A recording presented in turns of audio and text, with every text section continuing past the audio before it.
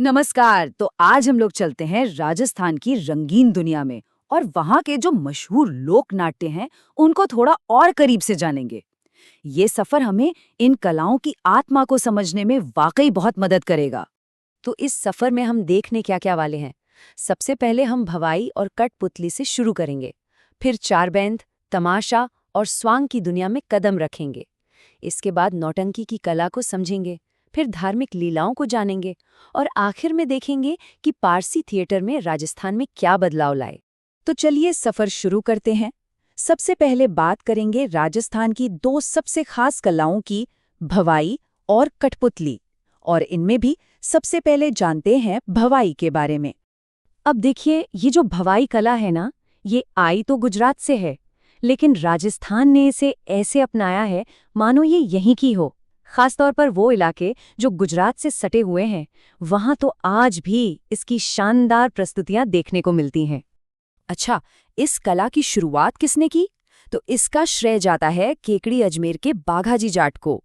और जरा सोचिए, जसमा ओडन जैसा नाटक जिसे शांता गांधी ने लिखा था, उसने उस जमाने में क्या धूम मचाई होगी। और फिर सांगीलाल सांगुड़िया जैसे कलाकार, इन्होंने तो अपनी कला से इसमें सच में जान ही डाल दी थी। अब आते हैं कठपुतलियों पर। ये वो कला है जिसमें धागों के सहारे बेजान लकड़ियां जी उठती हैं। पता है, इस कला को पारंपरिक रूप से नट या भाट समुदाय के लोग ही करते आए हैं। जरा देखिए तो कितनी खूबसूरती से इन्हें बनाया जाता है और फिर नचाया जाता है। और हाँ, एक तारीख है जो खास तौर पर याद रखने वाली है, 21 मार्च। इसी दिन पता है, पूरी दुनिया इस खूबसूरत कला का जश्न मनाती है। इसे हम विश्व कठपुतली दिवस के नाम से जानते हैं। तो हमने ये तो जान लिया कि नट या भाट समुदाय ही हैं जो इस कला को आज भी जिंदा रखे हुए हैं। और अगर कभी किसी का मन करे कि ये खूबसूरत कठपुतलियां बनती कैसे हैं, ये देखना है, तो फिर उदयपुर और चित्तौड़गढ़ जरूर जाना चाहिए। भाई, ये इनके गढ़ माने जाते हैं। तो चलिए अब आगे बढ़ते हैं। अब हम कदम रखेंगे संगीत, खुले मंच और नकल की एक अनोखी दुनिया में। और यहाँ हम जानेंगे चारबैंत, तमाशा और स्वांग जैसी कलाओं के बारे में। तो सबसे पहले बात करते हैं टोंक के चारबैंत की। इसकी शुरुआत हुई थी टोंक के नवाब फैजुल्ला खान के जमाने में। सोच कर देखिए, गायक हैं, घुटनों के बल बैठे हैं और डफ की ताल पर अपनी बात कह रहे हैं। क्या नजारा होता होगा। अब तमाशा की बात करने से पहले एक शब्द जान लेते हैं, अखाड़ा। तो ये अखाड़ा क्या है? ये वो खुला मंच या मैदान है जहां तमाशा के कलाकार अपनी कला का प्रदर्शन करते हैं। अब देखिए तमाशा की कहानी।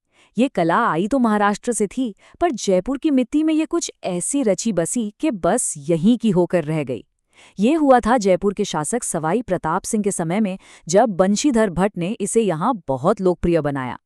और फिर तो फूलजी भट्ट और वासुदेव भट्ट जैसे कलाकारों ने अपनी कला से इसे हमेशा के लिए अमर कर दिया। अगली कला है स्वांग।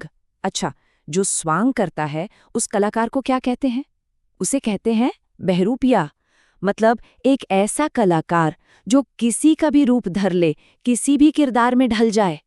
देखिए, स्वांग सिर्फ नकल करना नहीं है, ये तो एक पूरी साधना है। और इस साधना को भीलवाड़ा के जानकीलाल भांड ने ऐसी ऊंचाइयों तक पहुंचाया कि उन्हें 2024 में पद्मश्री से सम्मानित किया गया। सोचिए, ये इस कला के लिए कितना बड़ा सम्मान है। चलिए अब रुख करते हैं नौटंकी की तरफ। ये एक ऐसी कला है जो पूर्वी राजस्थान के लोगों के दिलों में बसती है।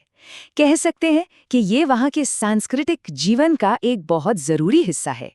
9, ये संख्या नौटंकी के लिए बहुत महत्वपूर्ण है। अब सवाल ये है कि क्यों? क्योंकि नौटंकी के प्रदर्शन में पूरे 9 अलग-अलग तरह के वाद्य यंत्रों का इस्तेमाल किया जाता है। कमाल है ना? नौटंकी की धूम सबसे ज्यादा कहाँ देखने को मिलती है? भरतपुर, धौलपुर, करौली और सवाई माधोपुर में। इस पर ना उत्तर प्रदेश की हाथरसी नौटंकी का एक गहरा असर दिखाई देता है। और कहा जाता है कि राजस्थान में इसे लाने का श्रेय डीग के रहने वाले श्री भूरीलाल को ही जाता है। इस कला के कुछ माहिर कलाकारों की बात करें तो कमान के गिरिराज प्रसाद और भरतपुर के रामदयाल शर्मा का नाम सबसे पहले आता है। वहीं गुलालबाई, कृष्णा कुमारी और कमलेश लता, इनकी मंडलियों ने भी इस कला में खूब नाम कमाया है। नौटंकी के मंच पर कौन सी कहानियां दिखाई जाती हैं? अरे वही अमर कहानियां, नल दमयंती, लैला मजनू, राजा हरिश्चंद्र। ये वो कहानियां हैं जो आज भी मंच पर जिंदा हो उठती हैं। पीढ़ियों से हम सब इन्हीं कहानियों को सुनते और देखते आए हैं। तो अब तक हमने बात की मनोरंजन की। अब थोड़ा आगे बढ़ते हैं और चलते हैं भक्ति और आस्था की दुनिया में। यहाँ हम देखेंगे दैवीय और लोक लीलाओं को। तो यहाँ पर दो लीलाएं सबसे प्रमुख हैं। पहली है रामलीला, जिसकी शुरुआत का श्रेय गोस्वामी तुलसीदास को जाता है, और दूसरी है रासलीला, जिसे वल्लभाचार्य ने लोकप्रिय बनाया। अब देखिए, रामलीला में भी झुंझुनू के बिसाऊ की मूक रामलीला तो अपने आप में ही अनोखी है। वहीं श्री कृष्ण की लीलाओं को दिखाने वाली रासलीला का मुख्य केंद्र जयपुर का फुलेरा माना जाता है। लेकिन बात यहीं खत्म नहीं होती, और भी कई मजेदार लीलाएं हैं, जैसे कि टूटिया।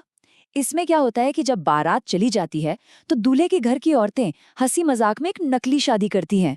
बड़ा मजेदार होता होगा ये। इसी तरह गरासिया जनजाति की गौर लीला और घुसुन्ना और बस्सी की सनकादिकों की लीलाएं भी बहुत खास मानी जाती हैं। और हाँ, एक जरूरी बात, इसको नोट कर लीजिए। मेवाड़ में जो पहला राजधारी नाटक लिखा गया था, उसे लिखने वाले थे मोतीलाल जाट। तो अब तक हम लोक कलाओं की दुनिया में थे। अब यहाँ से हम आगे बढ़ते हैं आधुनिक मंच की तरफ।